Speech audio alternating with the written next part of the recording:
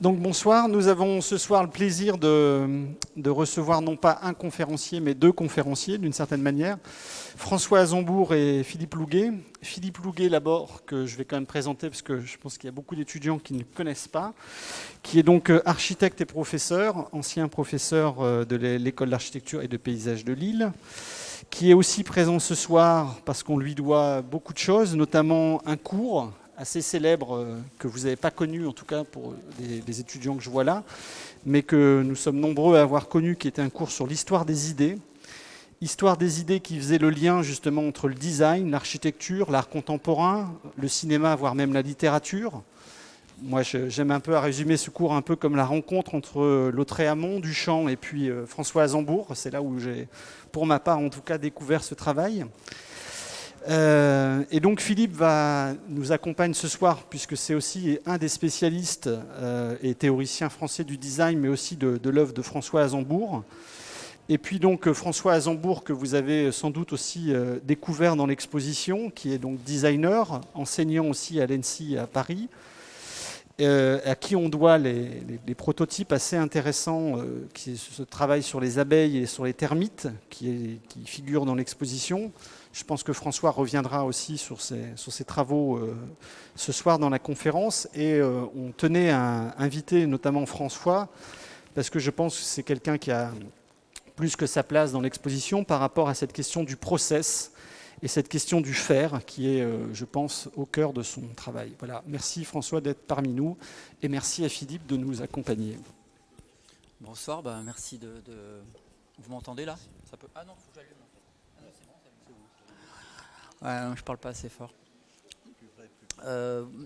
Oui, merci pour votre invitation. Bon, on y va direct, hein? Ouais, okay. Direct. Alors, je vais vous montrer un premier projet. Donc ça, c'est le projet de la chaise PAC, qui est un très vieux projet, mais je le montre parce que je pense qu'il est toujours d'actualité et parce qu'aussi c'était une réflexion sur le mode de fabrication, les modes de fabrication industriels, et notamment la question du moule, le moule métallique, qui est historiquement un élément important dans la reproduction en très grande série. Voilà. Alors moi, ce qui m'a toujours surpris dans ces moules métalliques, je ne sais pas si vous avez eu des cours de techno, vous venez d'où d'ailleurs en fait? La plupart. Enfin, je veux dire, je peux parler un peu de technique, c'est pas tabou? Bref, quand on garde un moule pour produire par exemple des pièces plastiques, on est toujours impressionné en fait par la taille, le poids et les difficultés d'usinage d'un moule pour sortir des toutes petites pièces. Moi j'ai toujours eu l'impression que c'est un peu la montagne qui enfantait d'une souris. Alors, tu as une question à poser? Non, je voulais juste... c'est un projet de 98 ou 97, je ne sais plus très bien. C'est marqué en haut à gauche. Moi c'est par ce projet que j'ai connu ton travail en 99, au moment où il a été publié en fait. Et c'est vrai que ça... Pour moi, c'était assez important parce qu'effectivement, cette question du moule, elle a été posée par Gaetano Pesce. Et je trouvais que ce travail prenait un peu la succession de celui de Gaetano. Et effectivement, c'est une question très fondamentale parce que le moule, c'est quand même d'une lourdeur extraordinaire dans l'industrie. Je ne sais pas si vous voulez par rapport à la question du design, enfin, en tout cas du design de mobilier, par exemple, qui pourrait nous intéresser. Il faut savoir qu'un moule industriel, un moule en acier, donc pour amortir un moule en acier, il faut 10 000 pièces. 10 000 pièces en mobilier, c'est quasiment impossible. Donc c'est assez intéressant comme question. Je pense que c'est une question très fondamentale. Alors, allons-y. En gros, cette chaise qui s'appelle chaise PAC, elle est née au fond de deux techniques existantes à l'époque. À la fois la mousse polyuréthane. Alors on va y revenir sur la mousse polyuréthane, mais c'est toujours une matière qui m'a intéressé parce que c'est un mélange qui s'expanse en fait. Donc c'est une espèce de matière comme ça un peu organique que j'ai toujours trouvé extrêmement intéressante et qui vraiment fait une poussée aussi quand on la contraint. Et puis le deuxième élément, c'était un textile, d'ailleurs on en parlait beaucoup aussi dans la région, je pense à Tissavel particulièrement. C'est des textiles 3D, donc qui sont en gros ce qu'on appelle aujourd'hui des doubles parois, mais en gros c'est deux films, en tout cas deux tissus reliés par une myriade de fils. Alors, ok. Alors, bon, comment ça marche? C'est un pack, et en gros, c'est une chaise textile dans laquelle il y a un réservoir à 2 compartiments avec 2 composants polyuréthane. On tourne un bouton sur le côté qui va donc mettre en relation les 2 composants. On va secouer la chaise pour mélanger l'émulsion, et cette émulsion va gonfler et comment dire, se répand à l'intérieur de la chaise. Donc si vous voulez, la surface de la chaise, dans un premier temps, elle est véritablement le moule et la surface du moule. Donc Ouais, là, vous voyez... Ce qui est intéressant, c'est que c'est un moule perdu. Enfin, on peut comment dire, on peut assimiler ça à un moule perdu. Et en fait, l'idée, c'est un moule perdu de faible coût. Hein, on est vraiment Exactement. dans l'idée d'un très faible coût de moule perdu, et donc qui va être pris en fait par le polyuréthane. Et c'est l'alliance, l'association entre ce moule textile et le polyuréthane en fait qui fabrique la chaise. Ouais. Et ce qui m'intéressait d'ailleurs, effectivement, c'est que c'est un espèce de mariage entre le monde du textile et le monde de la chaise. Évidemment, quand on fait en textile, on pense à la mode, et donc ça permet effectivement d'avoir des collections de différentes couleurs, de différentes formes, etc. Puisqu'on n'a pas de moule, on a cette espèce de grande liberté de forme. Parce qu'effectivement, un moule métallique, comme vous l'avez compris, comme ça coûte cher, on ne peut pas difficilement le modifier. Bon, bref, je ne vais pas rentrer dans les détails parce que vous allez tous vous endormir. Bon, alors il y a eu beaucoup d'essais loupés. Le véritable problème au fond, c'était que c'est pas que la chaise gonfle et qu'elle tienne, mais c'était que ça fuit pas de partout, quoi. Et comme toutes les coutures, en fait, devaient passer l'air, mais pas laisser passer la mousse. Bon, c'est assez technique quand même. Mais peut-être, oui, parce qu'on peut s'expliquer quand même 2 secondes sur les ratages, sur les loupés. Parce que c'est vrai que, enfin bon, moi ça fait à peu près 18 ans, je crois que je suis ton travail. Et en fait, on présente toujours les loupés. François et moi, on aime bien présenter les loupés. Et donc, peut-être, il faut expliquer un peu pourquoi. Ce qui est intéressant dans les loupés, c'est qu'en même temps, on comprend très bien l'énergie qui est mise en œuvre, si vous voulez. Il faut se rendre compte que dans un objet industriel, il y a une très très forte énergie qui est dépensée, une énergie très très importante. Quand on travaille sur une série, je parlais d'une série de 10 000 objets par exemple par rapport à un moule en acier, c'est une énergie considérable. Or, l'objet une fois terminé ne rend pas compte de cette énergie. Et en fait, ce qui nous intéresse dans les loupés, c'est que les ratés présentent tout de suite l'énergie. Ils présentent tout de suite en fait ce qui a été dépensé, sachant que la vie, comme l'industrie, c'est un équilibre entre de la dépense et de l'économie. Et donc la question qui va se poser, c'est finalement comment cette énergie qui est dépensée, on va la retrouver dans une économie. Et ce qui est intéressant, donc, bon, je reviens au loupé, en particulier à cette chaise que vous voyez là, où le pied n'a jamais pris, je crois que c'est le polyuréthane du pied. Ouais, la mousse a eu du mal à aller jusqu'au bout. Ouais. C'est pas aller jusqu'au bout du pied. Ce qui est intéressant, c'est qu'on voit bien, en fait, comment dire, donc là l'énergie n'a pas été suffisante. On est vraiment dans un moment où en fait l'énergie n'a pas été suffisante. Donc ce qui est intéressant, c'est de comprendre quelle est la juste énergie nécessaire. Pas trop et pas trop peu. Et je pense que l'objet, pour moi, c'est toujours assez émouvant quand il garde la trace de cette question, parce que c'est une question absolument fondamentale, l'objet. Il y a une chose aussi que j'ai trouvé amusante à ce moment-là, c'est que je me demandais bien en fait la forme finale qu'aurait cette chaise, puisque finalement cette chaise était vraiment déterminée dans ses formes et ses courbes et ses épaisseurs par la traversée de la mousse et la solidité que j'allais obtenir. Donc ça c'est quelque chose sur lequel peut-être on peut revenir tout à l'heure, mais aujourd'hui en tout cas je trouve assez intéressant de ne pas poser le designer comme quelqu'un qui dessine quelque chose et qui ensuite, en gros, il y a tout un arsenal derrière d'artisans ou d'industriels qui se plie en 4 pour que l'objet ressemble véritablement au dessin. Donc là, j'ai en gros laissé, comme on va le voir aussi sur d'autres sujets, beaucoup de liberté en fait à la technique. Peut-être on peut préciser que dans ton travail, en fait, le travail se fait à partir de l'archétype. Tu ne remets pas en cause l'archétype, en fait. La chaise, elle a 4 pieds, elle a un dossier. Ouais. Donc c'est un travail à partir de l'archétype. Le travail va porter vraiment sur autre chose. Et il va porter sur la procédure, bien évidemment, et aussi sur le sens de l'objet. Donc, je pense que c'est ça qui est important parce que, dont je parlais tout à l'heure de Gaetano. Gaetano, lui, il avait remis en cause l'archétype. On n'était plus dans l'archétype. Et ce qui est intéressant, c'est ce retour à l'archétype qui permet en fait d'aller peut-être beaucoup plus loin encore, je dirais, dans la procédure.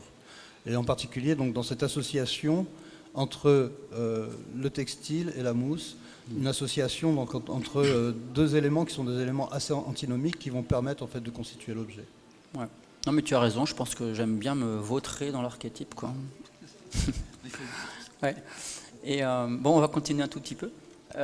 Ça c'est une chaise, donc un archétype de chaise, et je voulais faire une chaise en métal, extrêmement légère. Alors, moi j'ai beaucoup d'affection, d'admiration pour le travail de Prouvé, mais j'ai toujours trouvé que tout ce qu'il faisait était quand même extrêmement lourd, quoi. Et comme j'ai un peu du mal avec tout ce qui est lourd et pesant, je me suis dit je vais faire une chaise très légère. Donc là j'ai fait une chaise en tôle 1/10, donc c'était assez pratique parce que je pouvais la découper avec des ciseaux et la souder à l'étain. Malheureusement j'ai mis trop de mousse. Alors du coup effectivement j'aime bien aussi cet objet parce que comme tu le soulignais, ce qui est intéressant dans les loupés, c'est que là finalement on voit vraiment la technique, parce que vous le voyez sur le côté, on voit un peu de mousse qui a déchiré le métal. Et notamment, effectivement, les petits points là, de panthère que vous voyez sur la tôle, c'est parce que j'avais mis tout un tas de petits capitons à la manière des fils qu'il y avait dans la chaise pack. Donc en gros, là, on pourrait dire qu'il y a simplement un glissement entre le monde du textile et le monde métallique, mais je me pose toujours la même question. Mais là, la question est un tout petit peu différente, dans le sens où l'objectif, c'est de faire une chaise très légère. Et ce qu'on pourrait dire aussi, c'est que, donc, effectivement, on est dans des formes d'expérimentation loupées, hein. Mais après, ça donne ça. Voilà, donc ça c'est la chaise Bugatti, hein, qui est une chaise achevée. J'ai plus l'année, 2007 2005. 2005 Je sais plus. 2005. Et en fait, c'est intéressant cette interprétation du métal comme un textile, en fait. C'est une feuille. C'est une feuille de métal qui est interprétée comme un tissu, en réalité. Parce que c'est une feuille extrêmement fine. Enfin, je ne sais pas si vous vous rendez compte, hein, 1/10 de millimètre, c'est vraiment... ça n'a aucune tenue, quoi.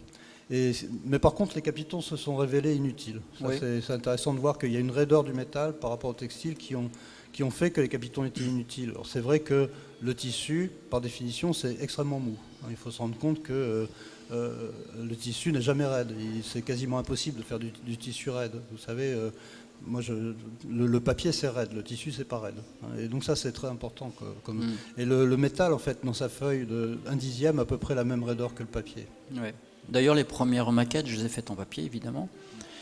Et alors, peut-être juste on s'arrête un tout petit peu sur la chaise, parce que j'aime bien en parler, parce que j'ai toujours pensé que dans le monde du design, c'est intéressant de pouvoir montrer ses idées avec un minimum de moyens.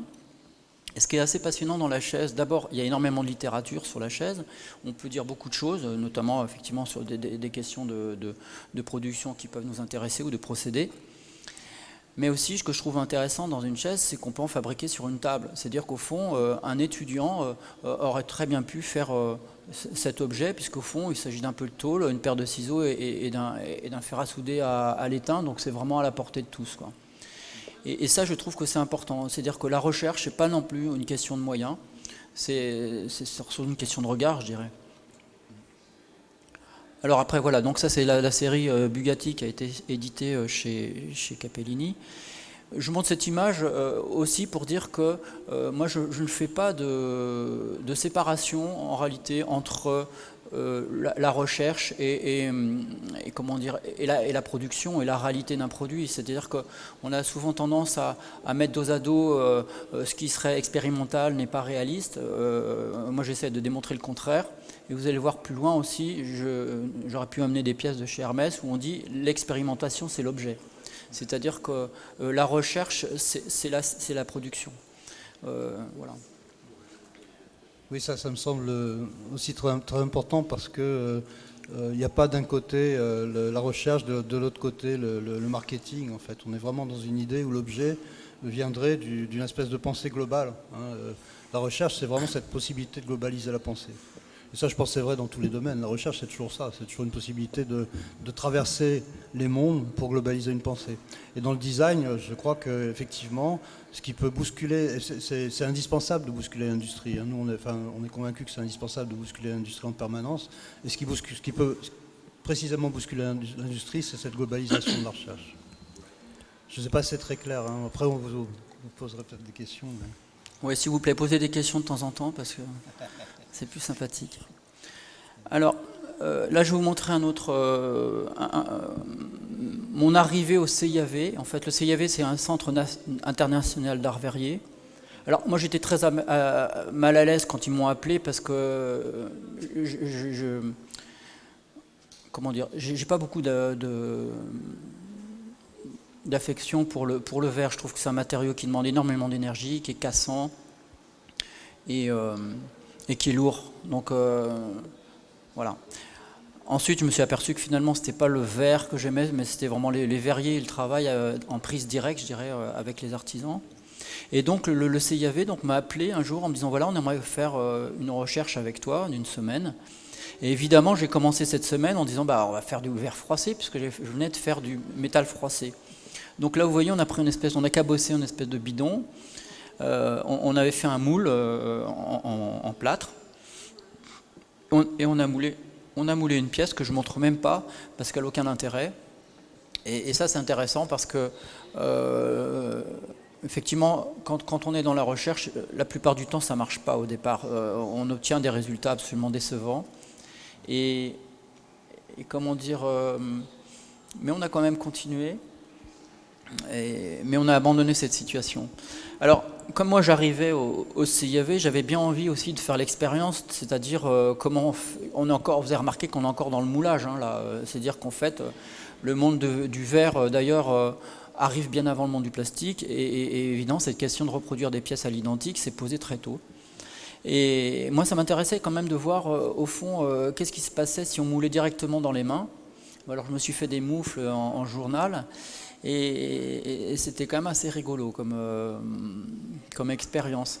Je vois pas pourquoi je m'en serais privé finalement, encore une fois, parce que j'estime que nous, on fait aussi un métier assez proche de la sculpture finalement, puisqu'on met en forme des choses. Donc c'est pour ça aussi que moi je suis souvent en taille directe, c'est-à-dire que je fais des croquis, je le dessine et assez rapidement il y a un aller-retour entre l'atelier et on va dire le monde de la pensée. Mais donc on a soufflé donc des pièces comme ça dans des moules en papier et puis évidemment ça n'a rien donné. Donc c'était tellement sans intérêt que finalement la pièce on la montre avec son système de production, en l'occurrence là des moufles, qui deviennent finalement le présentoir. Mais si j'enlève le présentoir, la pièce n'a aucun intérêt. Et là, au fond, l'intérêt, c'est de se dire, tiens, on peut mettre en place encore aujourd'hui des réflexions sur le moulage qu'on va obtenir avec le verre, avec un système absolument archaïque. Ouais, je reviens peut-être 2 secondes sur cette question de... Je parlais de l'équilibre entre économie et dépenses. En fait, la recherche, elle est du côté de la dépense. C'est-à-dire qu'effectivement, on cherche un peu dans toutes les directions. Et quand on cherche dans toutes les directions, on dépense beaucoup. Enfin, on dépense son énergie propre. La fameuse gâche. Voilà, c'est ça. Mais en fait, c'est essentiel parce que c'est ça qui va permettre ensuite de trouver le système économique, si vous voulez. Et en design, ça, c'est une question qui est tout à fait fondamentale. Personnellement, je pense qu'en architecture aussi. Mais en design, en tout cas, c'est absolument essentiel. C'est vraiment tout ce travail en amont, tout ce travail de recherche, en fait, qui va permettre après, évidemment, de déterminer en fait l'économie du produit. Merci. Bon, le temps passait, en tout cas. Je vous rappelle que j'avais qu'une semaine de travail. Et effectivement, cette question du moulage et de reproduire des pièces était toujours, je l'avais toujours à l'esprit. Et quand vous allez dans une verrerie, il n'y a pas grand-chose. Finalement, il y a des verriers, il y a du verre, il y a des outils métalliques et puis un peu de bois qui leur servent comme ça à mettre en forme des pièces. Et donc, moi, je me suis dit, finalement, on va peut-être faire une espèce de moule élémentaire en bois. Comme ça ne coûtera rien du tout. En quelques minutes, on peut fabriquer un moule et tout ça. Bon, je vous passe les détails, mais évidemment, les premiers, ça n'a pas du tout marché puisqu'on a fait des essais avec du bois de hêtre. Donc les veines étaient trop fines. Et un des verriers disait, mais moi je suis en train de faire toute ma balustrade en Douglas, on en trouve partout ici et tout ça. Donc il a fait une boîte en Douglas le soir même. Et ça a marché tout de suite. Alors comment ça marche? C'est très simple. Hein. C'est une boule de verre en fusion qui rentre dans un moule et ça brûle. Voilà. D'ailleurs j'ai un petit film qu'on pourra peut-être montrer après, qui dure 3 minutes pour... voilà. Et puis, mais alors en brûlant, effectivement, le bois va imprimer ces veines sur le verre. Alors le moule dure peu de temps, il dure 10-15 tirages, mais c'est pas très grave.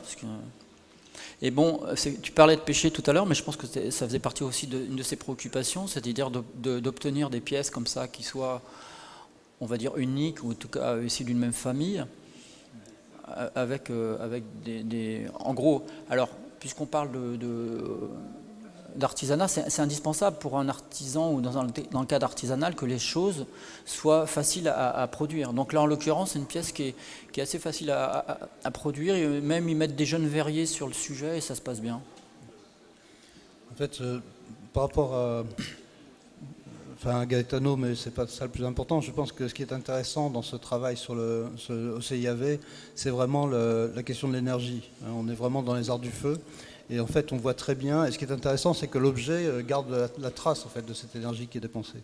Oui. Et ça, c'est quelque chose qui est tout à fait exceptionnel, je pense, dans ce travail que tu prolonges. Mais en fait, le Douglas, je pense qu'il a marqué en fait, les esprits à ce moment-là, parce que, précisément, en réalité, c'est des pièces uniques. Hein, c'est des pièces uniques qui sont produites avec une procédure qui est une procédure multiple, et c'est ça qui est intéressant en fait. C'est pour ça qu'effectivement je pense à Gaetano, parce que Gaetano cherchait ça, il cherchait à faire des pièces, il travaille sur la différence, il cherchait à faire des pièces différenciées à partir d'une procédure du multiple. Ouais, alors et là, moi je m'en fous en fait. Oui, bien sûr. Et ce qui est intéressant, justement, c'est que tu décales le propos vers la question de l'énergie en réalité. Oui. Je crois que c'est ça qui est important, c'est finalement décaler le propos vers la question de l'énergie, c'est aussi décaler le propos en partant, on va le voir, en partant de la chaise Pack, de la Bugatti et du Douglas, c'est décaler le propos vers la vie aussi, vers le vital. Oui, non, c'est vrai. C'est vrai, moi j'ai toujours été frappé par le fait qu'effectivement les objets demandent beaucoup d'énergie et par le fait que ce moment comme ça de naissance de l'objet absolument non seulement invisible, mais qu'il est absolument lissé. Et c'est vrai que pour faire un objet, c'est une quantité assez considérable, et je pense que c'est pas une bonne chose en fait, parce que si on avait un tout petit peu plus conscience de l'énergie qu'on a à produire les choses, peut-être qu'on aurait beaucoup plus tout simplement de respect par rapport aux objets qui nous entourent. Alors ça c'est un autre, alors peut-être que je peux passer le film, ça c'est un sujet tout récent, comme ça on peut parler dessus. Donc ça c'est un tout petit film qui dure quoi, 3 minutes, qui a été fait à l'occasion donc des 10 ans de ce vase Douglas. Alors le Douglas encore, je n'ai peut-être pas dit, mais c'est le bois qu'on utilise pour faire le moule. Et en gros on a remis le couvert 10 ans plus tard, en exploitant vraiment tout ce qu'on pouvait imaginer à travers cette procédure. Et donc on a joué sur le jeu des échelles, donc en allant du plus petit, donc on a fait des Douglas de 2 cm de hauteur, et puis on en a fait des énormes qui font à peu près 15 kg. Et puis on a travaillé aussi sur alors il faut dire quand même qu'à Gonzenbrück, juste à côté de Meisenthal, alors Meisenthal ça veut dire la vallée de la Mésange, hein, c'est assez joli, et en gros c'est à cet endroit qu'a été inventée la boule de Noël, qui était en fait une métaphore de fruits en fait, parce qu'une année se retrouvait sans fruits, donc un verrier a eu l'idée de fabriquer des petites pommes, des raisins, des choses comme ça en verre, et rapidement c'est devenu une boule de Noël. Donc la boule soufflée a été quelque chose d'important, puisque tous les ans ils demandent à des designers de concevoir une boule. Et donc la première chose que j'ai fait, évidemment, naturellement j'allais dire, c'est qu'on a sorti un Douglas et je leur ai demandé de le gonfler. Donc après on a fait des petites boules de Noël en Douglas, et on a fait aussi tout un travail sur, pourrait-on dire, de déformation en sortie de moule. Donc on pourrait dire que le moule Douglas, le moule en Douglas conforme l'objet, et après on l'a soufflé, écrasé, torsadé. Voilà. Je pense que moi j'insisterai un peu sur cette question de l'échelle, parce qu'il y a deux choses à mon avis dans cette question. Là on en voit un tout petit. C'est aussi pousser la matière à son extrémité. Il y a toujours cette idée dans la recherche en fait de comprendre jusqu'où on peut aller loin avec la matière, et jusqu'à la rupture. Hein. C'est toujours, comment dire, quand on teste la matière, il faut aussi aller jusqu'à la rupture. Donc il y a vraiment ça qui était assez important. Et puis il y a aussi bien sûr le rapport au sujet, c'est-à-dire l'échelle, c'est le rapport à l'homme quand même. C'est effectivement entre un tout petit vase et un énorme vase, il y a un rapport qui est extrêmement différent. Et je pense que c'est ça qui était intéressant d'expérimenter en fait, et qui a été une présentation tout à fait passionnante sur les 10 ans du Douglas. Oui, il y a aussi un truc qu'on peut dire sur le verre, c'est presque une matière jazzistique, quoi. C'est-à-dire que c'est une matière qui, moi je préfère dire matériau d'ailleurs, qui se laisse vraiment aller à l'improvisation. C'est-à-dire que quand le verre sort du moule, on a encore quelques dizaines de millisecondes pour changer les choses. Et quand on a un verrier qui est extrêmement à l'écoute, ça peut vraiment produire des pièces assez exceptionnelles. Voilà, donc ça c'est l'expo qui avait lieu au musée des Arts Déco. Voilà, bon c'est fini, hein, je crois. Ça c'est les petites pattes de mésange qui sont imprimées sur les... C'est la marque du CIAV. Voilà. Alors, une toute petite parenthèse, j'ai écrit un petit livre pour les 20 ans des boules de Noël de Maisontal. Donc si ça vous intéresse, ça existe. Voilà, si vous voulez, où en fait, évidemment, le prétexte, c'est de parler de design. Alors, je vais essayer de... Comme ça. Et après, je mets affichage, c'est ça? Contrôle-L. Contrôle, il y a un contrôle là-dessus. Putain, je suis vraiment une grosse bille. Je fais Contrôle-L, ça doit marcher. Ça marche? Ok. Bon, donc on va passer rapidement là-dessus. Donc c'est les vases en question. Donc ah ben non, j'avais pas encore parlé de ça en fait. Dans ces 10 ans, effectivement, à un moment dans la recherche, j'ai pensé que ça pourrait être assez amusant d'intercaler entre un moule métallique tout lisse et la paraison en verre des éléments végétaux. Donc là, c'est des éléments de Douglas. Et ce qui est assez fascinant, c'est que en gros, comme il n'y a pas d'air entre le verre et le moule, et ben le végétal va se consumer et faire une impression sur le verre, mais d'une fidélité assez incroyable. Vous voyez ? Il faut préciser que le Maisontal, donc le CIAV, possède je ne sais pas combien de moules en fonte. Je ne sais pas combien. C'est plus de 2000. Plus de 2000, oui, c'est ça. Et des moules en bois historiques. Hein, ce sont des moules qu'ils ont récupérés au fur et à mesure que les manufactures fermaient. Et en fait, aujourd'hui, se pose la question de l'utilisation de ces moules. C'est-à-dire que faire avec cette collection de moules. Et donc, c'est toujours quelque chose d'assez intéressant de réfléchir finalement à comment on peut aussi détourner ces moules, puisqu'aujourd'hui, ils existent. Donc, par rapport à ce qu'on disait tout à l'heure, on n'a pas besoin de les produire. C'est des moules qui, de toute façon, sont comment dire, en sommeil. Et donc c'est une question intéressante de savoir ce qu'on peut en faire. Et je pense aussi ce qui m'intéresse dans cette histoire, c'est aussi de capter le vivant du végétal. Et alors, petit travers historique, c'est vrai qu'aussi, on pense à Gallet, mais le décor végétal sur le verre, c'est quand même une vieille histoire. Hein. Donc pour le CIAV, je trouve que pour eux, c'est un objet qui boucle la boucle et qui est quand même parfaitement dans leur trajectoire historique. Oui, sachant que Gallet venait produire là. Hein. Les verres de Gallet étaient produits à Maisontal. Bon, voilà, donc affaire à suivre.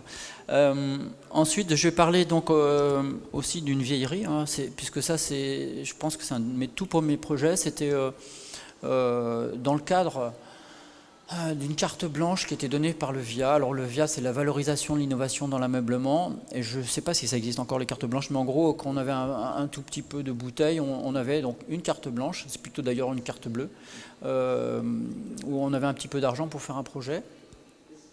Et moi j'avais décidé de travailler sur les abeilles, sur le nid d'abeilles, pour deux raisons. D'abord parce que j'ai une admiration totale pour les abeilles. Et enfin, c'est des insectes qui me fascinent depuis que je suis tout petit. Et en même temps, le nid d'abeilles, c'est aussi un motif, je dirais, un motif graphique. Donc en gros, tout semblait m'intéresser au départ de cette recherche. Et donc j'ai présenté ce projet-là en disant je vais travailler sur les abeilles, les nids d'abeilles. Donc ça paraissait assez confus. Et donc je suis revenu vraiment, on va dire, à mes fondamentaux, puisque, enfin je ne l'ai pas dit, mais un tout petit peu, moi je suis un peu issu de la technique quand même, parce que j'ai fait toutes mes études techniques avant de tomber dans le monde des beaux-arts, et puis ensuite dans les arts appliqués à Paris. Et donc j'ai commencé à remettre en œuvre qui est vraiment quelque chose d'extrêmement ancien dans l'histoire de la reproduction des objets, puisqu'au fond, au tout début, on faisait des objets en cire. On les mettait dans du plâtre, on faisait sécher tout ça, on chauffait le plâtre, on enlevait la cire et à la place on mettait du métal. Donc c'était une manière comme ça de reproduction assez, enfin j'allais dire sommaire, mais c'est une technique très ancienne. Et donc moi ce que j'ai fait, je me suis dit tiens, ce sera amusant de voir ce que pourraient produire comme objet les abeilles, puisque naturellement elles produisent des nids dans lesquels elles vont emmagasiner leurs petits et leur miel. Et donc j'ai fait des épreuves comme ça extrêmement simples, des espèces de carrés comme ça, je crois qu'on les voit après. Vous voyez, des formes assez rudimentaires, en me demandant bien ce que ça allait donner comme forme. Donc vous voyez, ça renvoie un tout petit peu au sujet justement de la chaise Pâques dont je parlais au tout départ. C'est-à-dire, au fond, une question qui m'amuse toujours beaucoup, c'est qu'est-ce que va devenir l'objet à la fin? Comment va-t-il se définir? Et donc là, bon, là vous avez tout compris. Après, on met ce que produisent les abeilles, on le met dans de la cire, on fait dans du plâtre, on fait sécher tout ce monde-là, et comment on met du métal à la place. Donc évidemment, on obtient des épreuves uniques, hein, ça c'est évident. Voilà. En fait, le moulage à cire perdue date de l'âge du bronze. Hein. C'est vraiment l'une des plus vieilles techniques, le moulage à la cire perdue. Et donc l'idée en fait de faire produire directement par les abeilles en fait la matrice elle-même, c'est évidemment une idée intéressante. Mais il y a autre chose que tu as oublié de dire, c'est qu'en fait on est dans une question sur la structure. Le nid d'abeille, c'est aussi fondamental du point de vue de la structure. En particulier, bon, vous savez, vous faites des études d'architecture, vous savez sans doute que les portes isoplanes sont en nid d'abeille. Hein, l'âme des portes isoplanes, c'est un nid d'abeille. Donc effectivement, ce qui est intéressant dans le nid d'abeille, c'est sa performance structurelle, c'est le fait qu'on est dans un rapport poids-performance qui est tout à fait extraordinaire. Hein. Un nid d'abeille, c'est très très léger.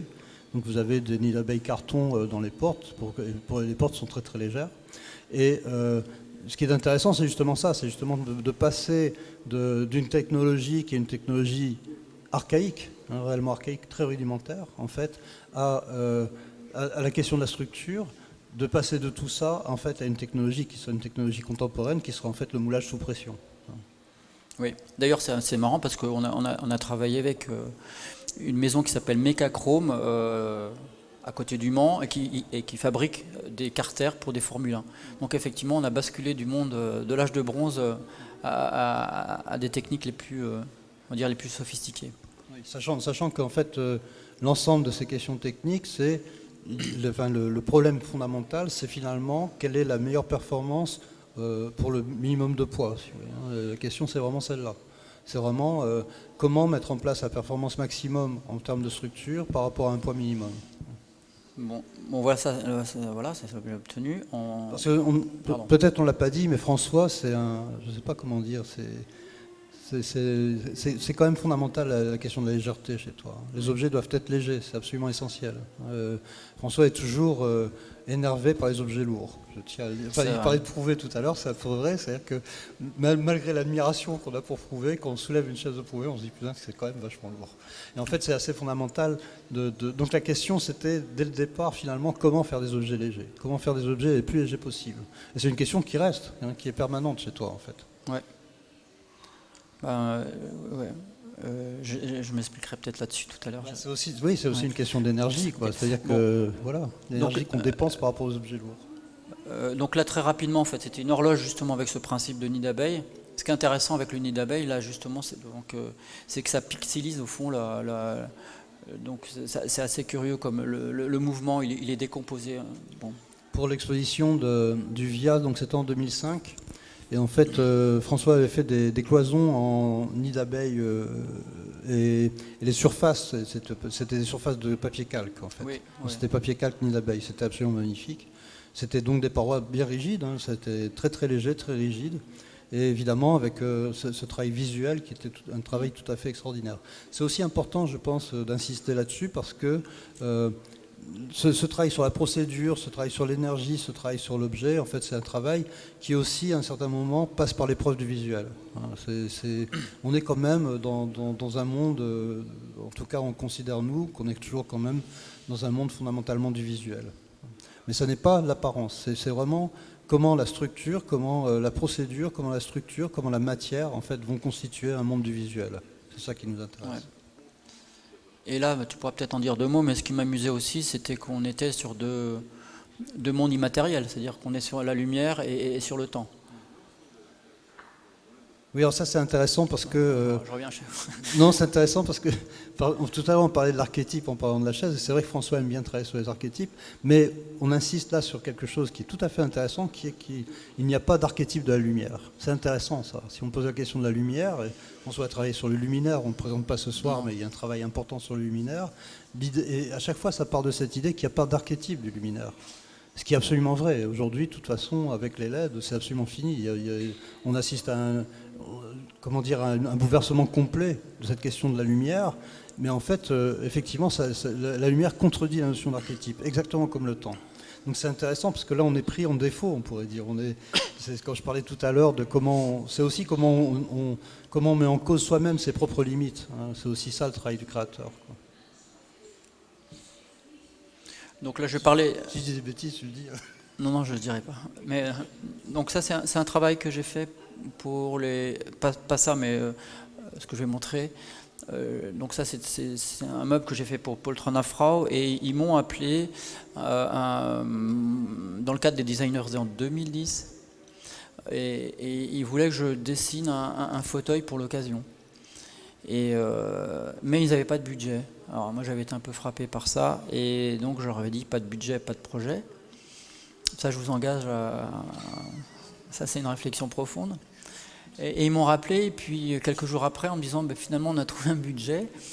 Et entre temps moi j'avais un peu travaillé, et je leur avais dit écoutez, moi je vais travailler justement sur plutôt une espèce de vanité autour d'un fauteuil. Alors j'aurais dit il sera lourd, il sera probablement on ne pourra pas s'asseoir dessus, et il sera fait en Afrique. Et j'avais pensé effectivement, j'avais pensé à Tintin avec tous ces rois africains comme ça, espèce de pouvoir un peu en désuétude. Et pour moi effectivement, ayant ramené d'Afrique justement un morceau de termitière, j'étais comme ça. J'ai des objets chez moi qui sont posés, qui restent 10 ans, un peu comme des rossignols, comme disent les brocanteurs. Je ne sais pas quoi en faire.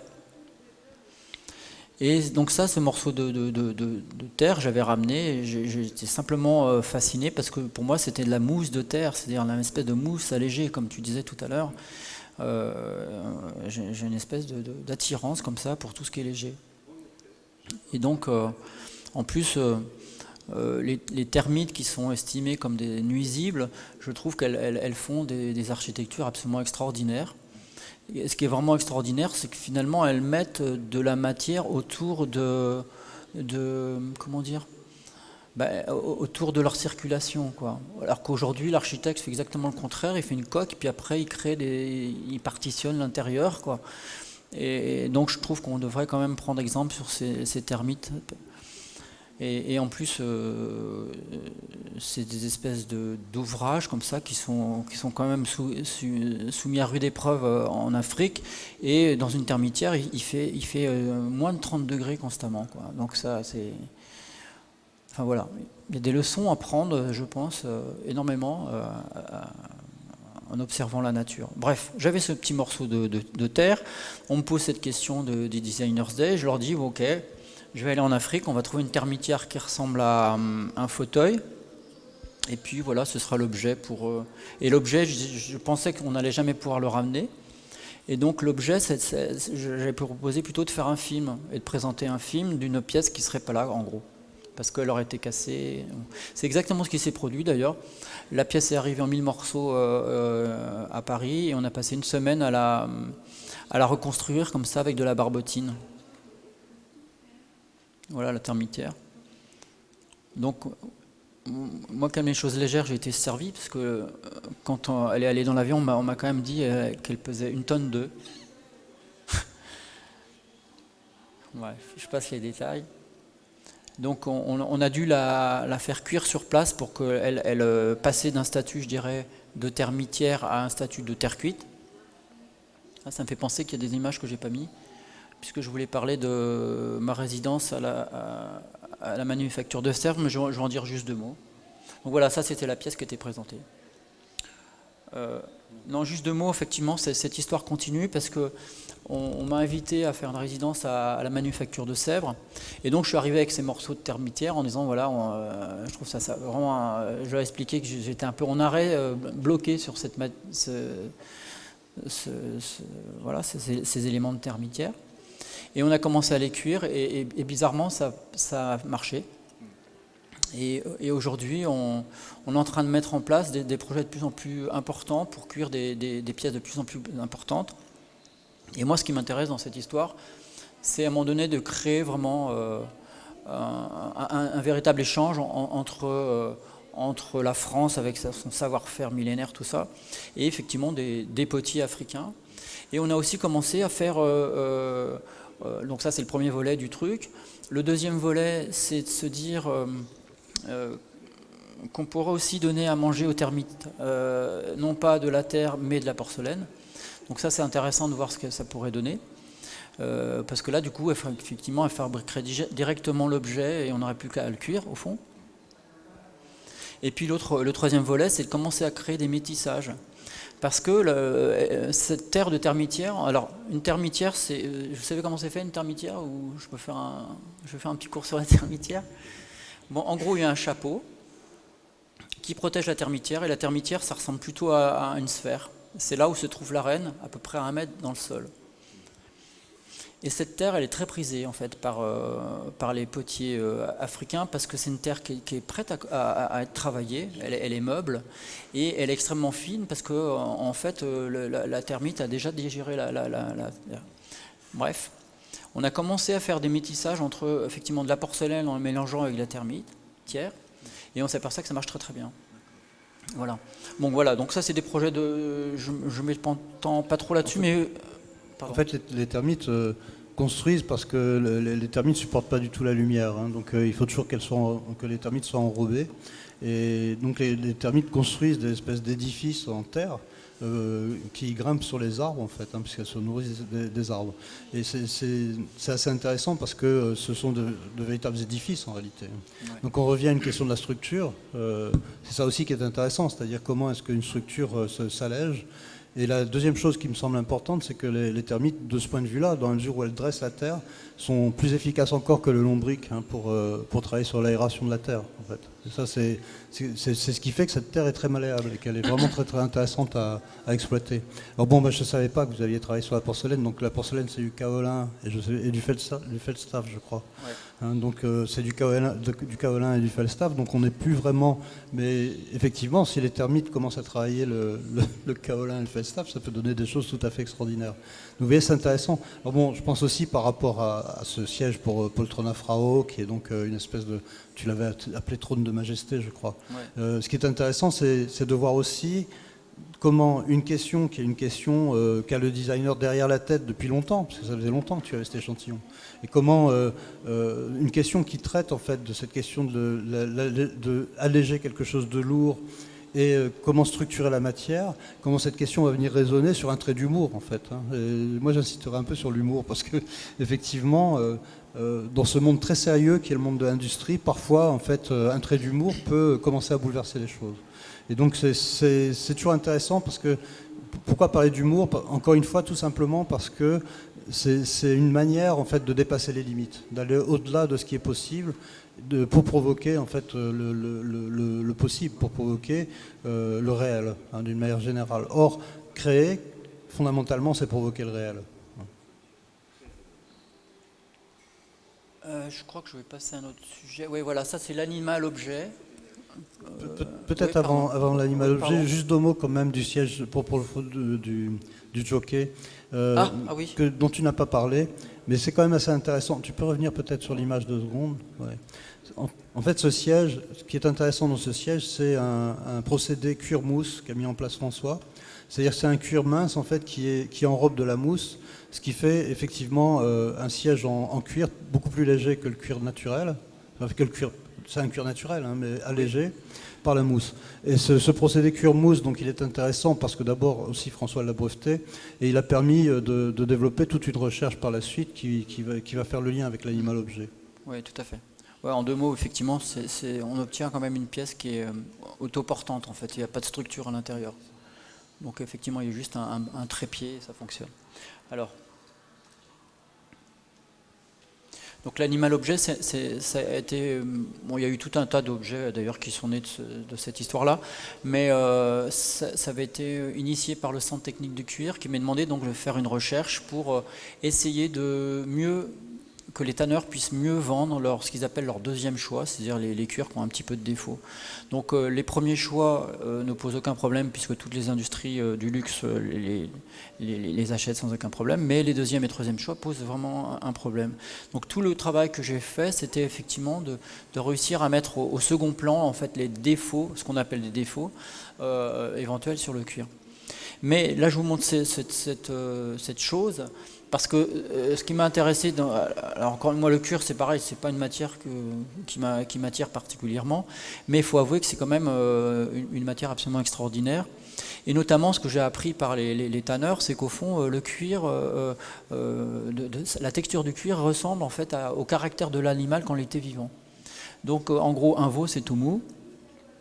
Et par contre un alligator on est aux limites de l'écorce.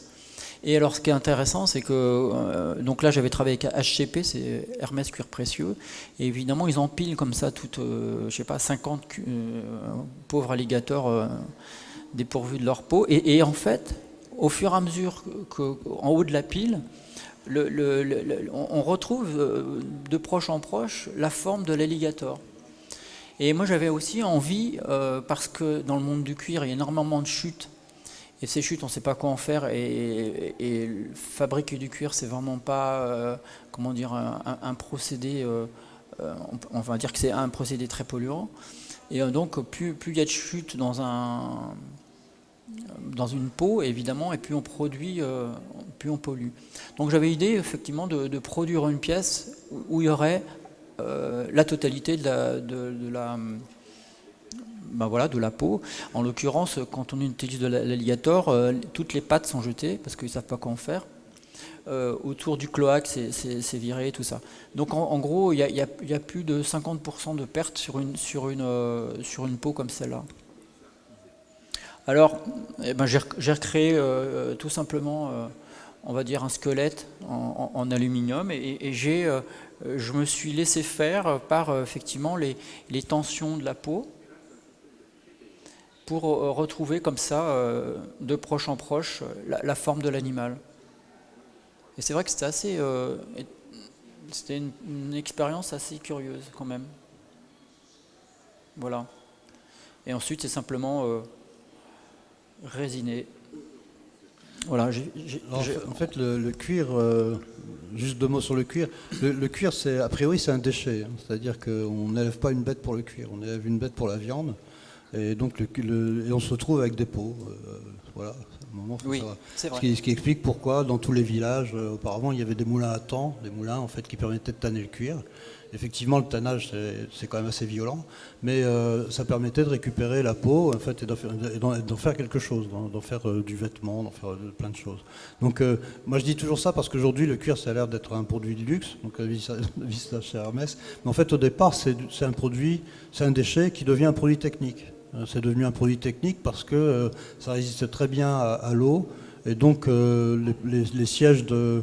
Par exemple, les sièges de diligence pour les coches, hein, pas pour les passagers. Les passagers, ils avaient des sièges en drap, mais les coches, ils avaient des sièges en cuir parce que ça supportait bien l'eau. En fait, à l'origine, c'est ça. De la même manière que la selle du cheval, la sellerie, elle vient du fait qu'effectivement, quand on fait de l'équitation, on monte un cheval, en fait, la selle, elle souffre énormément. Elle est tout le temps dehors, à la pluie ou au soleil, elle souffre énormément. Donc la peau, c'est ça au départ. Et en fait, ce qui est intéressant, c'est comment on va passer d'un sous-produit, de quelque chose qui est de l'ordre du déchet, à autre chose. C'est un peu l'histoire de l'industrie du cuir. Et ce qui est intéressant donc, dans ce travail de François, parce que c'était en lien donc, avec Hermès, c'est effectivement comment en fait, aller un peu au bout de cette démarche. Voilà, comment on passe d'un déchet à un sous-produit, d'un sous-produit à un objet de luxe, et comment on va passer d'un objet de luxe à quelque chose qui va valoriser totalement la peau, c'est-à-dire totalement ce qui généralement était justement déjeté. Oui, tout à fait. Non, non, c'est sûr. Je pense aussi que le plastique a fait beaucoup pour mettre le cuir en désuétude. Donc, effectivement, c'était une matière extrêmement ordinaire, on va dire aussi. On en faisait des courroies pour Oui, on en l'industrie. faisait des courroies, on en faisait on aiguisait les rasoirs sur le cuir. Enfin, c'est un matériau technique, le cuir, au départ. Je crois qu'on a fini. Je voulais juste... On est dans les temps? Hop là, pardon. Je sais pas si... C'est bon? Je sais pas s'il y a du temps. Moi, j'ai toujours peur d'ennuyer les gens, en fait. Ok, non, mais je finirai là-dessus. Ça, c'est une résidence à la Villa Kujuyama. Et d'ailleurs, on voit là un peu sur la droite mon petit nid d'abeilles en carton. Voilà. Alors, la Villa Kujuyama, c'est une villa, c'est une résidence en fait à Kyoto, au Japon. Et moi, ce qui m'a un peu frappé, justement, c'était au fond les alentours de la villa, qui est plongée au fond dans la forêt, dans les périphéries de Kyoto.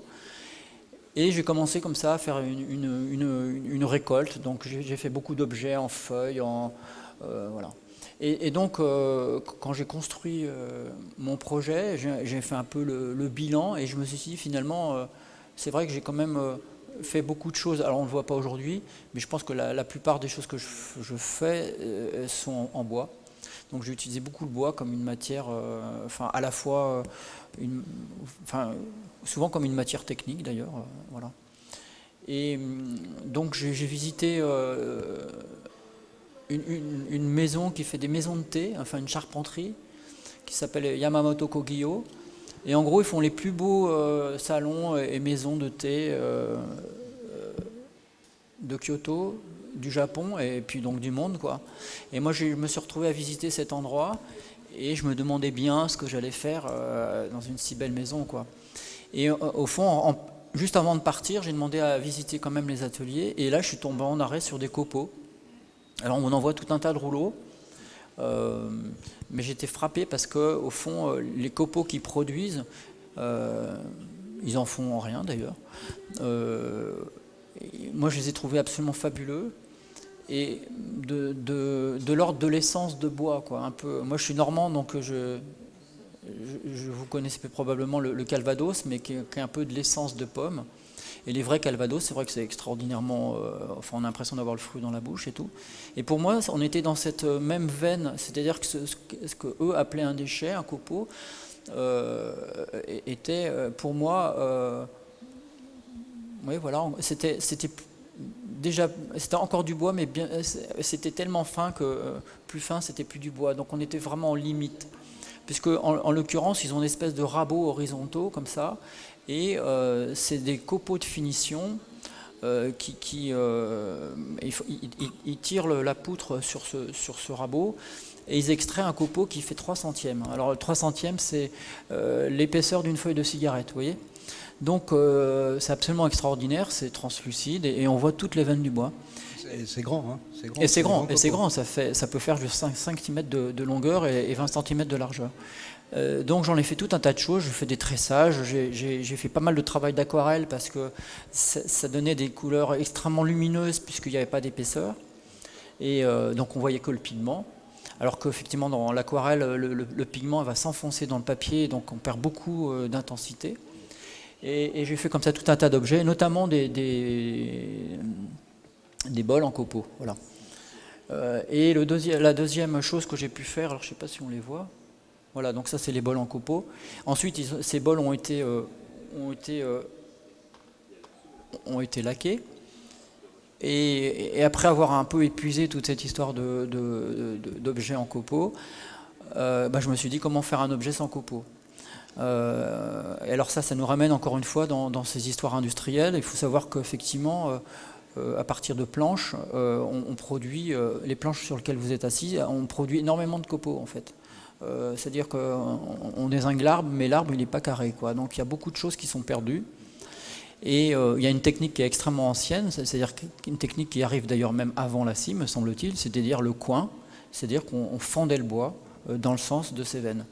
Ça a une vertu absolument exceptionnelle, c'est qu'au fond on ne martyrise pas le bois, on ne coupe pas ses veines, tous ces canaux, mais au contraire on les respecte, et le bois ainsi reste étanche, et en plus il garde toutes ses propriétés mécaniques. Voilà, donc je ne sais pas si j'en ai ça. Alors, évidemment, donc ça permet de faire des objets à équivalence de poids, enfin à équivalence de solidité évidemment beaucoup plus léger. Et puis, et sans produire aucun copeau. Donc imaginez un atelier où on fabrique des objets sans produire de poussière, ça veut dire que c'est un atelier qui est propre. C'est-à-dire que les choses sont fendues, tranchées, etc. On ne produit aucun déchet pulvérulent. Et ça, c'est pas rien, parce que je vous invite à visiter des usines. La question de la santé est évidemment fondamentale, entre les vapeurs nocives et des choses comme ça, les micros...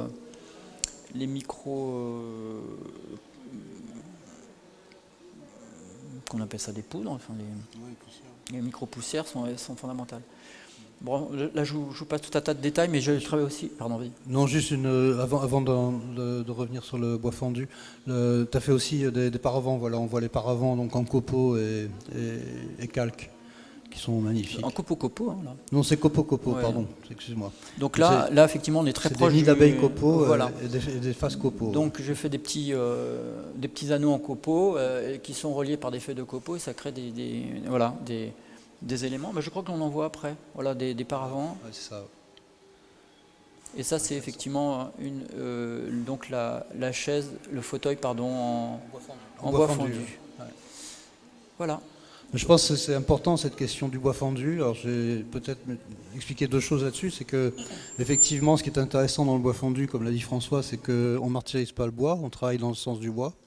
Et c'est intéressant parce que, juste pour l'anecdote, l'incendie de Notre-Dame a lancé des débats un peu absurdes, jusqu'au moment où les spécialistes ont dit, attendez, les chaînes utilisées pour les poutres de Notre-Dame, c'était des chaînes simplement équarries. Si vous allez aujourd'hui, vous pouvez aller aujourd'hui à Guédelon, on reconstruit un château du XIIIe siècle, et en fait on voit cette technique. En fait, on coupe le chêne et simplement on enlève l'aubier. Donc on équarrit le chêne pour enlever l'aubier, mais en fait on ne touche pas au bois. Et donc les poutres, évidemment, elles ont des formes un peu bizarres, mais par contre elles sont d'une solidité extraordinaire. Et il faut savoir que ces poutres, en fait, ces charpentes, et la charpente de Notre-Dame était faite en chêne vert. Les chênes n'étaient pas du tout vieillis. C'est des chênes qu'on coupe, on enlève l'aubier, donc on les équarrit, et on les pose tout de suite. Et elles prennent leur forme. Alors évidemment, après ça oblige à caler. Il faut caler sa charpente en permanence pour retrouver des choses à peu près planes. Mais le monde n'est pas plan. C'est-à-dire le bois, il n'est jamais comme ça. Il est comme ça quand on perd beaucoup de bois. Et donc, parce qu'évidemment, il y en a qui ont dit on ne pourra jamais refaire la charpente de Notre-Dame parce qu'on n'a plus les bois, etc. Il faut laisser vieillir le chêne pendant 100 ans. En fait, c'est totalement faux. Il ne travaillait pas du tout comme ça. Il travaillait avec du chêne vert. Et donc c'est assez intéressant de voir comment, en travaillant dans le sens de la matière, là en l'occurrence dans le sens du chêne, comment on arrive en fait à mettre en place une procédure qui garde toutes les qualités structurelle du bois, hein, ce qui n'est pas le cas autrement. Ça, c'est essentiel. Et comme le disait François, ce qui est intéressant aussi, c'est que le bois équarri, le bois ainsi fendu, en fait, est beaucoup moins attaqué par les intempéries et par les insectes, parce qu'il est beaucoup plus dur en surface. Ça, c'est essentiel, si vous voulez. La question de la tension de surface, ce que j'ai toujours expliqué comme étant la tension de surface, c'est une question absolument essentielle. N'importe quelle matière, en fait, si vous commencez à attaquer sa surface, à la gratter, vous arrivez à un matériau qui est beaucoup plus tendre que le matériau de surface. C'est toujours vrai, ça, quel que soit le matériau. Et c'est vrai aussi pour le bois. Il y a aussi une autre chose, c'est que je pense aussi que, j'en parle souvent dans mon travail, mais c'est aussi la question du respect des matériaux, c'est-à-dire respecter notamment ses propriétés physiques. Mais aussi une autre chose qui m'intéresse, c'est l'expression en fait aussi du matériau. Donc je pense que y a une réflexion vraiment à mener aujourd'hui sur le monde des objets dans lequel nous vivons, qui sont quand même, on en a discuté déjà longuement, mais on vit dans un monde quelque part appauvri, quoi. Le MP3 écrase le son, le McDo, on est au niveau zéro du culinaire. Donc on est tous comme ça, comment dire, on reçoit beaucoup d'informations, mais cette information elle est écrasée au fond. Et donc je trouve que de porter son regard sur un morceau de bois et d'essayer justement de revenir comme ça à des systèmes d'expression et de montrer ce que le bois en fait, traiter le bois comme je sais pas, comme du béton ou comme n'importe quelle matière, je trouve que c'est au fond ne pas comprendre le matériau. Pour nous, en tout cas, c'est vraiment fondamental de s'interroger sur la matière. C'est quelque chose d'essentiel. Qu'est-ce qu'on veut dire par là, pour moi, je crois que c'est un peu là-dessus qu'on s'est rejoint avec François il n'y a pas loin de 20 ans maintenant, c'est que la matière, en fait, provoque la pensée. Pour moi, c'est ça qui est essentiel. C'est-à-dire qu'il n'y a pas d'un côté la pensée, de l'autre côté la matière. La matière provoque sans cesse la pensée. Nous, je pense que, en fait, on avance dans le monde en pensant la matière, en permanence. Et pas autre chose, si vous voulez. Donc on n'est pas du tout dans un monde de l'immatériel. Ouais.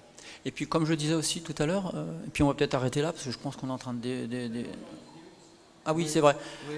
Ok. Elle dure 2 minutes. Je ne sais toujours pas comment ça marche, le truc. Escape.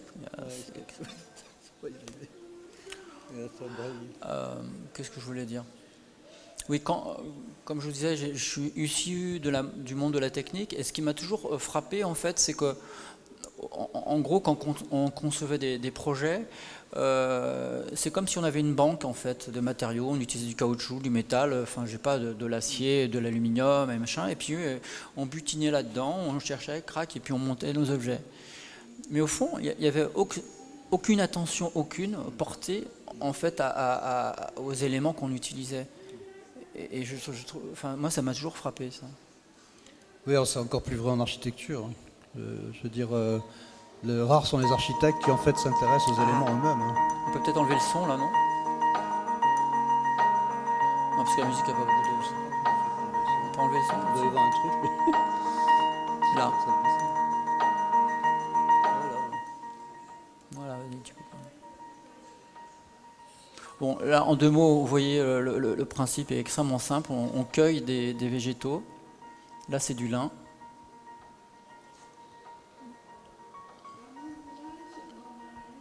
Et puis après, vous allez voir, on les insère, on les intercale entre le moule et la boule de verre.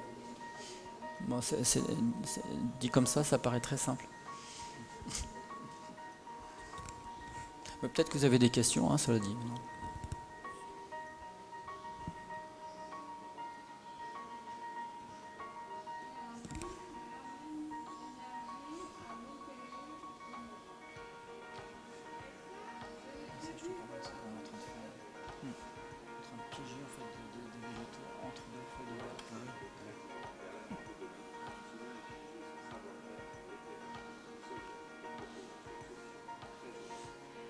Et ça charbonne.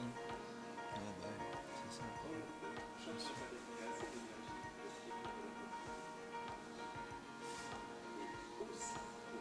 ça. Ce qui est amusant, peut-être que je m'arrêterai sur une image à un moment donné, je vais essayer de la retrouver, mais je ne sais pas si vous avez vu, à un moment donné, il y a deux paraisons de verre dans le même moule. Et ça, évidemment, c'est des trucs qui arrivent quand on travaille.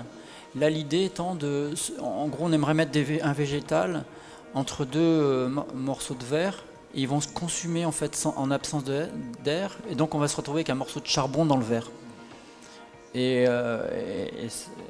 Enfin, bon, voilà, ça c'est l'expo. Je vais essayer de retrouver le truc. Je crois que c'était là. Voilà, vous voyez ? Ouais, c'est ça. Alors, j'essaie de faire Bon, bref, vous avez vu. Escape. Voilà, merci.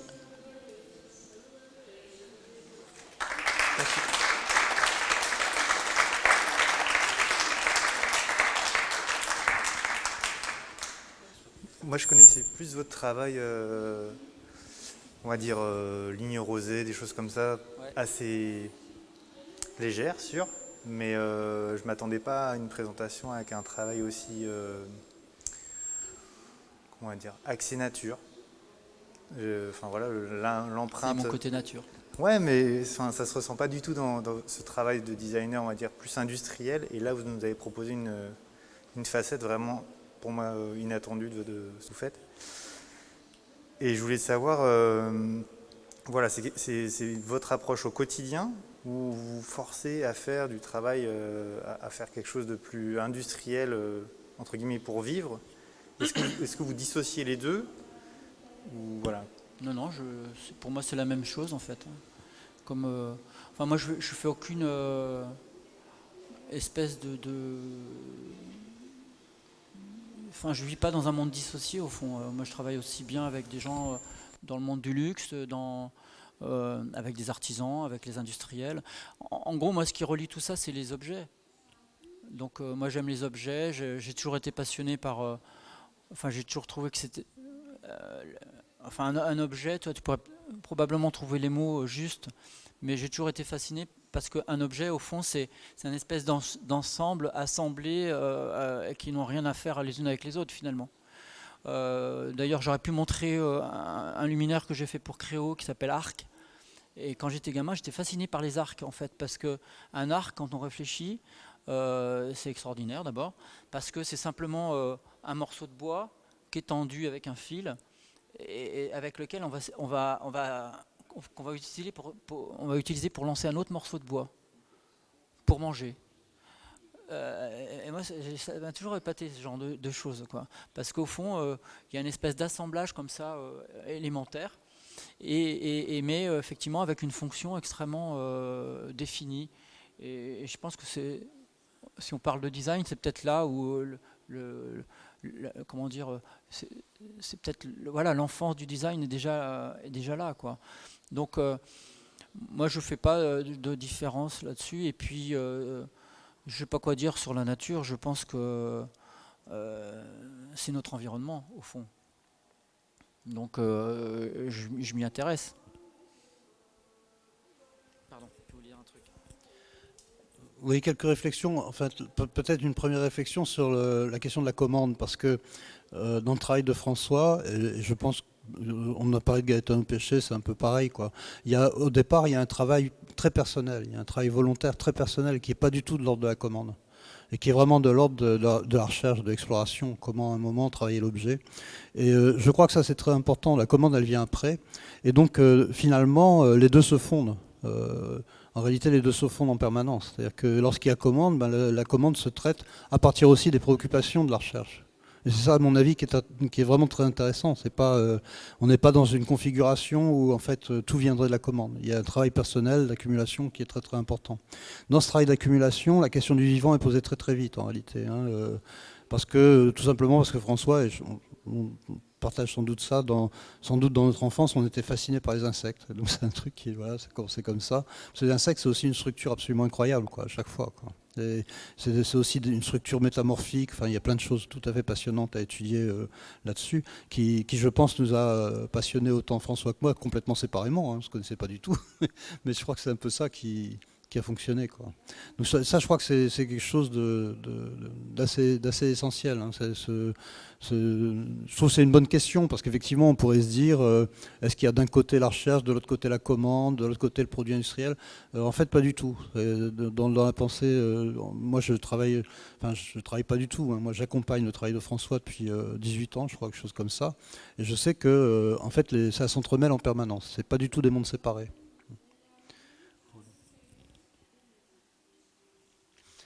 Peut-être juste quand même encore un mot là-dessus, parce que par rapport à ce que disait François tout à l'heure, je trouve que c'est extrêmement important.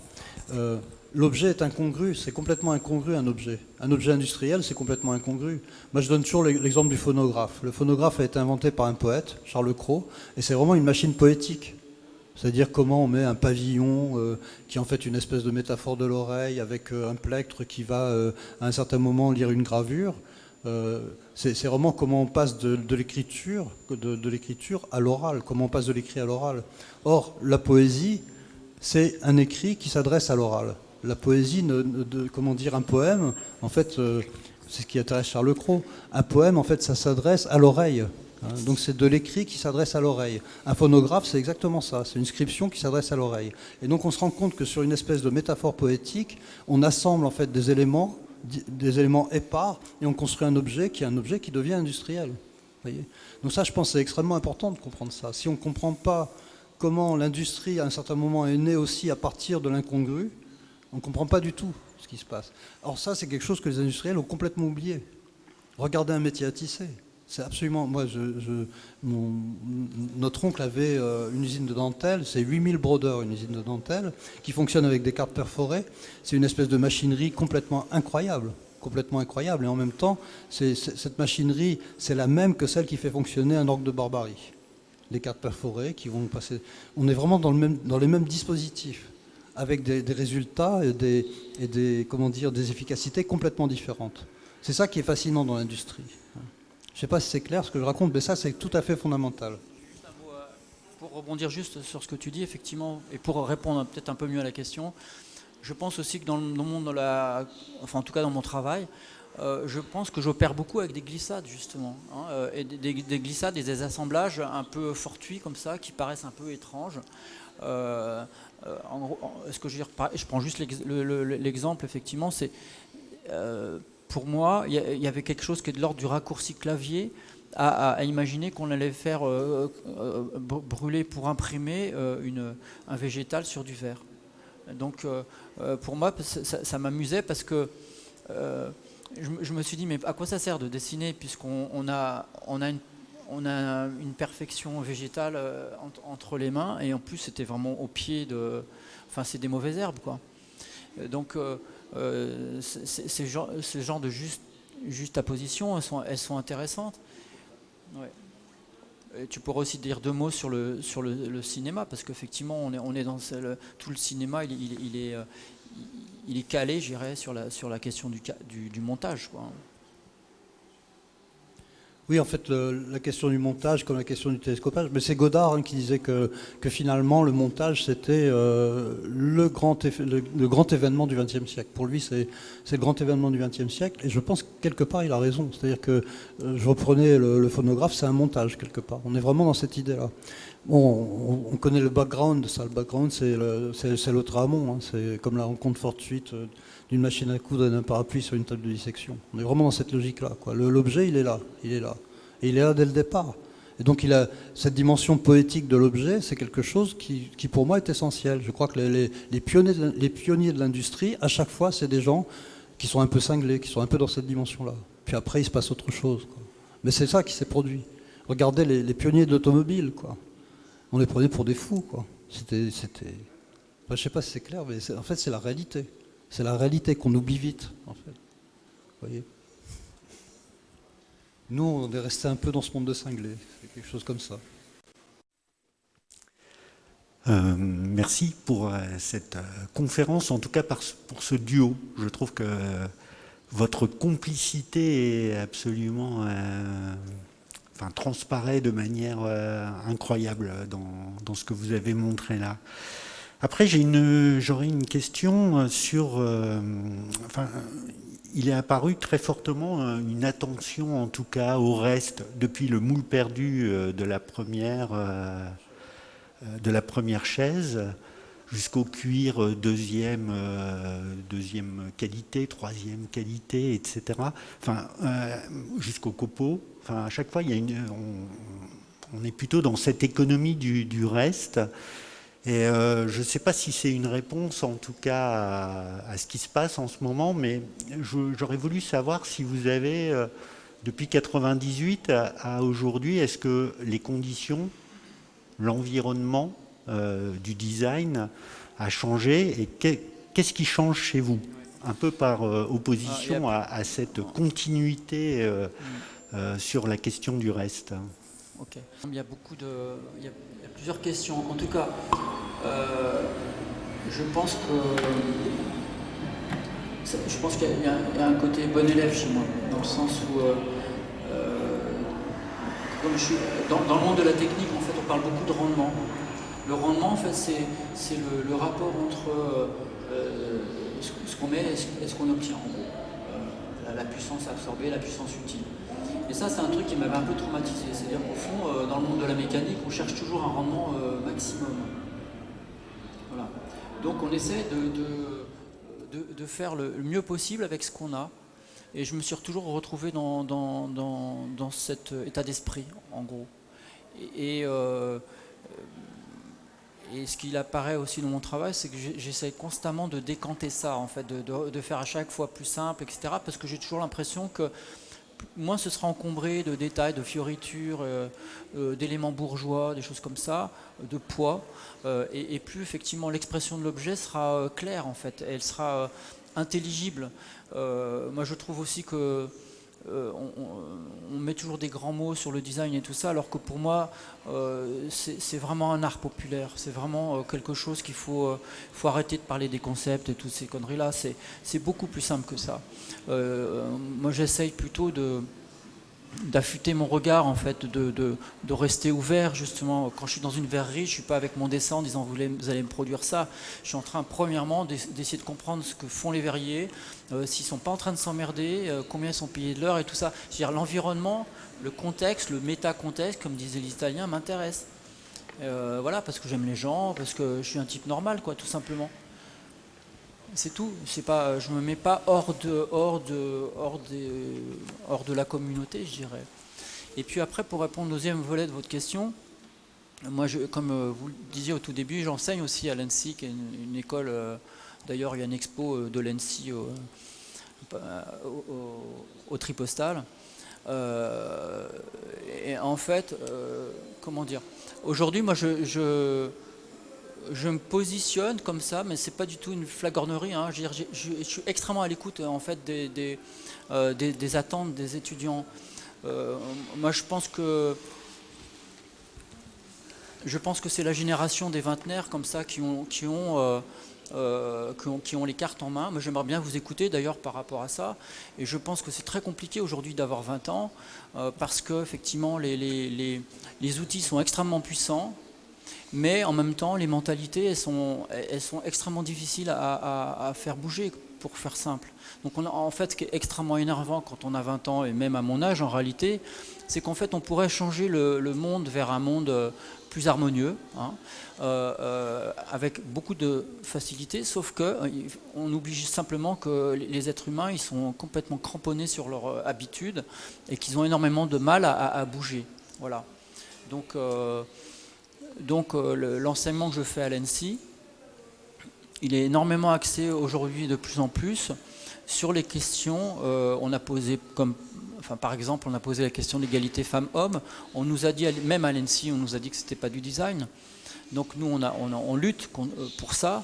Et je pense que c'est extrêmement important parce que je dirais qu'aujourd'hui, nous, ce qu'on recherche et ce qui nous motive, c'est la question de l'harmonie. C'est-à-dire comment vivre tous ensemble en prenant un maximum d'éléments en compte pour créer un monde plus sympathique.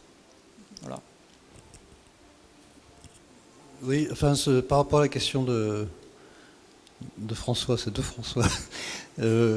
En fait, je pense qu'il y a quand même quelque chose d'assez important qui s'est produit dans la collaboration. Parce que, bon, nous, on a commencé à enseigner ensemble, ça doit être en 2003 ou 2002, je ne sais plus très bien. Là, on est encore dans l'enseignement, on s'est connus là, et effectivement, quand tu parles de complicité, c'est devenu une grande amitié, quoi. Faut bien le reconnaître, c'est fondamental. Et donc voilà, mais c'est encore dans l'enseignement. Je pense qu'il y a quelque chose qui s'est produit à partir de Wiesenthal, quand même. C'est-à-dire que la collaboration directement dans l'atelier, c'est-à-dire aller travailler dans l'atelier, en fait, hein, et aller travailler ensuite avec les industriels, aller travailler dans l'usine, etc., ça a été un moment quand même assez important par rapport au travail initial qui était un travail plus intime, je dirais. Hein, parce que là, on n'a pas tout montré, mais il y a un travail quand même... en gros, on peut dire entre 98 et 2007, c'est un travail assez intime. Et à partir de 2007, il y a quand même une autre étape qui a été franchie là, je pense. Je ne sais pas ce que tu en penses, mais... Non, mais je sais pas. Oui, si. Non, mais je veux dire, je vais pas du tout répondre à. Ouais. Mais on vous ennuie pas là, j'espère. Là, on a dépassé le temps. Hein. Non, mais c'est vrai que ça vaut le coup de revenir un tout petit peu sur le verre. Alors, le verre, voilà, d'abord, c'est intéressant parce que. Enfin, c'est ça que je trouve intéressant quand on travaille des artisans, et notamment des artisans verriers. On a fait des workshops avec des étudiants de l'ENSI, justement, et évidemment, c'est fascinant pour un élève, et pour moi, évidemment, de penser à quelque chose, et 10 minutes après, ça existe. Et le verre le permet. Donc, on a une espèce de choses comme ça, que je trouve très musical. Ça fait la deuxième fois que j'en parle, mais je vais en parler un tout petit peu plus longuement. C'est-à-dire qu'en fait, c'est vrai qu'on vit dans des mondes, en architecture encore plus, mais dans le monde du design, entre le projet, l'élaboration et tout ça, ça prend du temps. Et la question du temps, elle est à mon avis fondamentale, parce que moi je dis souvent à mes étudiants, ce qui est compliqué dans ton histoire, c'est comment tu vas garder la fraîcheur d'un croquis du début à la fin, en fait. Et comment tu traduis cette énergie dans l'objet. Ça, c'est pas banal. Alors évidemment, moi, le grand principe que j'ai mis en place dans mon enseignement, c'est d'emmerder le moins possible les élèves. Donc de les laisser partir vraiment et de leur donner justement des outils pour pouvoir se démerder. Et donc dans le monde du verre, effectivement, je crois que c'est un peu unique on va dire dans ma petite sphère de boulot, que justement ça permet de penser et faire très vite, quoi. Donc là dernièrement on a fait une expo chez Christie's et on a pondu quasiment 200 pièces en une semaine. C'est impossible ailleurs, ça c'est intéressant. Et justement, en plus ce qui nous relie aussi avec Philippe, c'est qu'on est vraiment assez amoureux du jazz, et notamment de la musique contemporaine, et notamment d'Eric Dolphy, que je vous invite à écouter. Et qu'en fait, un type il joue pas, il crépite des idées, quoi. C'est vraiment, c'est une espèce de, c'est stratosphérique, quoi. Je sais pas, il y a une espèce de truc comme ça où on sent que le temps est compté pour lui, et voilà. Et alors le monde du verre, c'est exactement la même chose. C'est-à-dire qu'au fond, quand le type démarre avec sa boule de verre, il va pas fumer une cigarette, quoi. C'est l'objet, le tombe dans la foulée, quoi. Ça me fait penser aussi au Soaski, quoi. Le type, quand c'est le top départ, il va pas dire « Ah, ma fille, non, putain, j'ai oublié d'appeler ma femme pour lui dire que... » Et donc non, c'est parti, quoi. Et il y a quelque chose comme ça qui est extrêmement excitant. Et effectivement, ça a été initié à partir de 2007. C'est un peu ça. Voilà, je ne sais pas si je réponds, mais il y a quelque chose. Je ne sais pas si vous posez des questions, les étudiants, mais comment dire, je pense qu'un des vrais problèmes de tous les métiers, c'est comment garder intacte la fraîcheur, au fond, l'énergie qu'on a à faire les choses. Moi, je dis souvent, même à l'ENSI, moi, tant que j'y vais en courant, j'y vais, quoi. Et tant que je me lève en sautillant en disant tiens, je vais travailler, mais moi, je peux arrêter le design demain et m'occuper des abeilles, d'ailleurs, des oiseaux, peu importe. Mais j'ai une autorisation totale pour faire ça. Donc, tant que je m'amuse, j'y vais. Et effectivement, ça a été un moment important, le CIAV, et je pense aussi qu'ils ont vraiment compris qui j'étais, parce que c'est aussi quelque chose de compliqué, ça.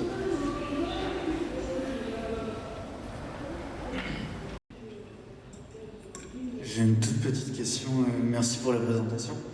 Je voulais savoir par rapport à tout ce que vous avez raconté sur votre rapport à la matière, à l'expérimentation, et on le voit parmi tous les procédés, les projets que vous nous avez présenté aujourd'hui, si vous aviez envisagé de travailler avec des techniques de conception qu'on voit de plus en plus, notamment dans l'exposition à côté manufacture, c'est-à-dire genre l'imprimante 3D, les techniques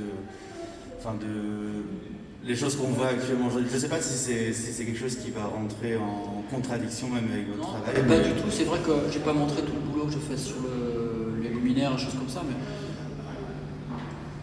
j'ai été un peu moins maintenant adorateur de la technologie en pensant que naïvement que ça allait guérir tous les maux les maux des êtres humains et de la nature. Bon, aujourd'hui, il faut quand même regarder les choses en face. Non, la technologie ne va pas nous aider, ça c'est sûr.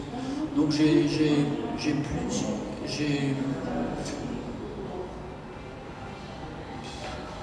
pas vraiment je vois pas toujours un intérêt. Par exemple, pour moi, l'imprimante 3D qu'on montre comme une invention nouvelle, pour moi c'est vieux comme le monde, quoi.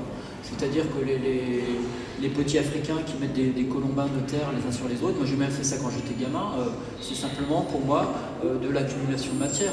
Alors j'ai peut-être un gros défaut, c'est vrai, c'est que j'ai quand même tendance toujours à avoir à décrypter les choses. Par exemple, moi je veux encore une fois, dans le monde de la technique, au fond il y a 3 systèmes, il n'y en a pas 4, des systèmes constructifs, il y a l'entassement, le raidissement de plan et la triangulation. Et tout est construit comme ça. Donc pour moi, c'est de l'entassement. Donc Notre-Dame, dont tu parlais tout à l'heure, c'est de l'entassement de pierre, mais pour moi le béton, c'est de l'entassement de granulés. Pour moi, donc le béton ou Notre-Dame, c'est la même chose, et l'impression 3D, c'est pareil. C'est pareil. Donc j'ai pas tendance à écarter ces mondes, mais au contraire les resserrer, parce que finalement il s'agit de la même chose. Donc encore une fois, technologie, pas technologie, en fait je m'en bats l'œil. Oui, j'adore la technologie, oui je déteste la technologie, ça dépend en fait. Voilà, dans mon travail il n'y a pas de militantisme en fait. Et je déteste ces gens qui mettent dos à dos les choses, parce qu'au fond on vit dans un monde clos. Moi, personnellement, ce qui m'a passionné, enfin, ce sur quoi j'ai travaillé pendant, je sais plus, 45 ans, quelque chose comme ça, c'est la question de la conception. C'est vraiment la question qui m'a intéressé d'un bout à l'autre de mon travail, et c'est sur la question de la conception que j'ai rencontré François. Je pense que par rapport à votre question, en fait, la conception, elle est toujours en amont, ça. C'est-à-dire que l'imprimante 3D, c'est de la procédure de fabrication. Mais la conception ne peut pas se faire à travers ça. Je crois que c'est une illusion de penser que la conception puisse se faire là, quoi. La conception, elle est en amont. Elle est forcément en amont. Mais c'est toujours vrai. Hein. Les moyens informatiques sont des moyens fantastiques en termes de capacité de calcul. On sait bien en architecture, par exemple, je ne sais pas, moi, le Rolex Learning Center de Sanaa était quasiment impossible à calculer avant ces moyens-là. Ça, c'est à peu près clair. Mais la conception du Rolex Learning Center n'a rien à voir avec ça. Je ne sais pas si c'est clair ce que je raconte, mais pour moi la grosse différence c'est ça, quoi. C'est la différence qu'il y a entre conception et procédure de fabrication. Donc c'est vrai que c'est un outil de fabrication qui est en empilement, qui est tout à fait intéressant, hein. C'est pas du tout... voilà, on va pas... Mais il faut bien comprendre la différence, parce que quand on travaille sur la conception, en fait, effectivement, ça permet de s'interroger sur le rapport entre fabrication et conception d'une autre manière, sans doute. Mais quand on travaille sur la conception, il ne faut jamais oublier que la conception, le rapport entre pensée et matière, hein, ce que je disais tout à l'heure, en fait, c'est un rapport qui est en amont de toutes ces questions-là. De mon point de vue. Encore des questions ?